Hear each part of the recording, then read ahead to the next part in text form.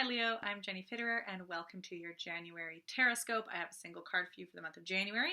The first 2/3 of January is Capricorn season and then we will be rolling over into Aquarius. So that's what's up this month, and the card that I have for you is Justice.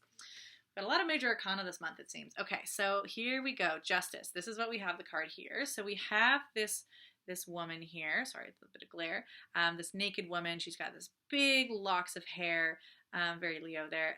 She's got her sword and her justice scales there. But the rest, we've kind of got this lots of shades of blue. It's very smooth and kind of empty at the front. And up here, it's almost like this kind of ocean, but like up in the clouds there. So there's kind of a bit more turmoil up there. Lots of blue, of course. So that is the card for you. Let us see what Justice has to say for you this month. Okay, here we go, Leo. Justice. Mindfulness. It is but a small step from the right attitude associated with the chariot to justice, a cardinal virtue known from antiquity. How can we manage to do what is right for us and abstain from that which is false? The land on the card represents familiar territory, and the water, the uncharted territories beyond. In order to judge wisely, you have to connect the known with the unknown and learn to distinguish one from another. The scales of justice measure what is only vaguely known. Unclear feelings, thoughts, and physical sensations have to be evaluated. Prejudices have to be overcome. Dali adapted the woman from one of Lucas Cranach the Elder's famous paintings. Her wild mane represents an abundance of life force, but also the invincible spirit of justice. Her maidenly body encourages a reappraisal of virginity, a theme already addressed by the card The Hermit. Some people consider virginity and innocence to be lost forever with the first sexual encounter. Others regard these virtues as being goals of personal growth that we have to work towards. Innocence is not something that can be lost. It is something to be gained. This kind of virginity and innocence is exemplified by mindfulness and the ability to get involved while avoiding entanglements and over-identification. Practical advice. The more knowledge is contained within a thing, the greater the love. Be prepared to criticize and have the courage to praise, but above all, be willing to shed the discerning light of love on every person and event, on both the high and the low points of your life. Okay, Leo.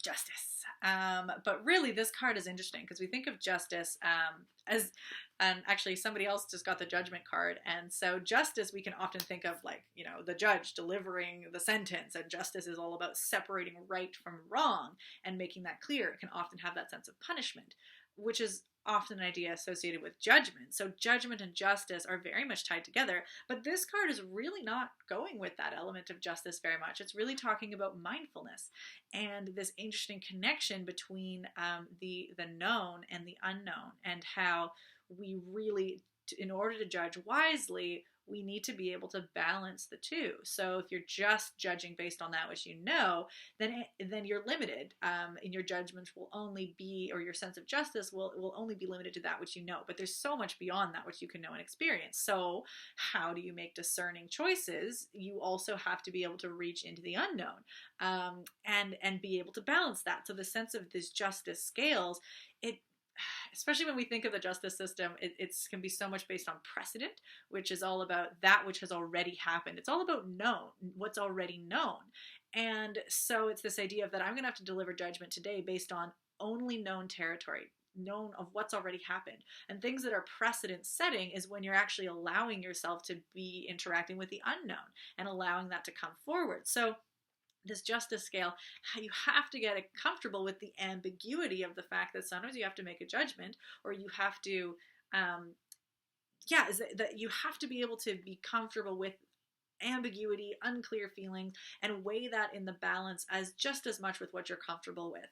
And so that instead of thinking of justice in terms of judgment, which feels like we really have to get it right, and really doesn't want there to be this quality of the unknown, we're thinking about mindfulness, which is much more receptive. And even the way we see her, she's really, the sword here is like, it's kind of there, I guess. She's not holding it very strongly. In fact, there's a lot of this, you know, she's kind of more in a being state. This doesn't look very active. She's being in this environment of the known and the unknown, and she has her tools, but she's mostly just existing. And that whole idea of the hair, this abundant life force, this virginity of this innocence, is this she's very vulnerable, very open, and she's not really wielding these tools in a very like forward dominant kind of way. It's exemplifying a very different aspect of justice by pulling up mindfulness and innocence rather than right and wrong and dispensing that kind of judgment. So this card, and then it ties it in so nicely, which is what allows somebody to be so vulnerable and open at the same time really is that sense of love. Is that whole, the more knowledge contained within a thing, the greater the love. So there's this whole thing of that, how do we look at the known and the unknown? Well, the known is that which we love the most because we know so much more about it, and the unknown is that which we have the potential to love. As soon as we know more about it, we will then get to pull it in with love. But ultimately, we're looking at the world through that lens of it's all there to be received and experienced in a loving, open, innocent state. And that is where we're then going to avoid those kinds of entanglements or even, again, over-identification with right or wrong. We can just look at it based on love and still be able at the very beginning, as we say, how do we manage to do what is right for us and abstain for that which is false? It's this idea, again, that justice, instead of this idea of this universal right and wrong that you have to find based on precedent and dispense to other people, it's just, oh, you get what's right for you. What's right and wrong for you. Go towards that which is right for you and abstain from that which is false for you, which again is going to look different than other people, and it's going to change over time. What's right for you in one stage of your life might look different than what's right for you in another. So it's also, those balance scales are going to change depending on things. So none of this justice has to be, the sense is, and that's why we're thinking about it mindfulness instead of judgment, because judgment feels absolute. Mindfulness is very open and flexible. So that's what's going on with the card. So this in terms of the month, the first 2/3 of this month is Capricorn season. And Capricorn is all about trying to build the foundation and have the roots. And a root of a tree is both a force for stability and for bringing in nutrition and gathering the nutrients for that which you need to build on.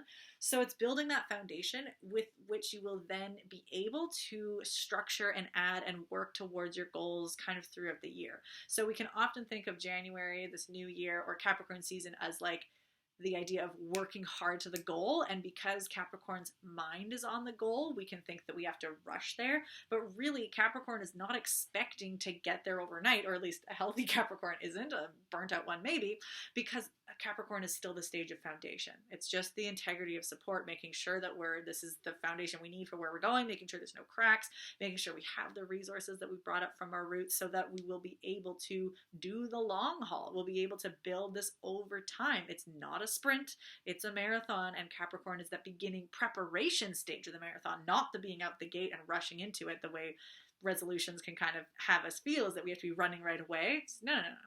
We're just at that resource stage, building that foundation. So that's Capricorn. Then towards the end of the month, we will have Aquarius season, and Aquarius is interesting, tied with this one as well, because Aquarius it definitely has this idea of freedom. So towards the end of the month, there can be this kind of sense of like, I need to break free. Like if you're feeling kind of bogged down or chained down by something, it's this like, I want to rebel, I want to have things be different, and I want to break free from things. So there can be that antsy energy. That can be, again, it's a neutral energy. It can go either way. It can be a rebel without a cause, which is just, I feel restricted, and instead of examining, why do you feel restricted? Is that a real restriction? What do you feel that you're lacking? What do you need to go towards? What's going on to understand why you want to break free? Sometimes you can just kind of break it, burn it, and then just get out of there and realize, oh, maybe I did that a little bit too quickly. But also, don't ever take for granted the fact that if you have that feeling of like something's not right and like I'm feeling really restricted, it's okay to have that freedom to experience that, and then, but without kind of abandoning everything forever. The archetype of Aquarius is certainly of a slave that freed himself, but also then came back and to make sure that either others that were in bondage are going to able to be freed. And what also needs to happen is that Aquarius, there can be that feeling of anger with Aquarius, which can be any of that feeling of a slave who has escaped, or someone who's been in bondage and escapes, can turn into this feeling of retribution and this just rage that I was ever in bondage. So that is something that may have to be dealt with. That feeling might come up towards the end of the month. And that's really where this card is going to, again, guide of, Okay, but we're looking at the light of love here. So certainly justice, the idea of bondage and that rightful anger that can come from having been enslaved to something or some fear or idea.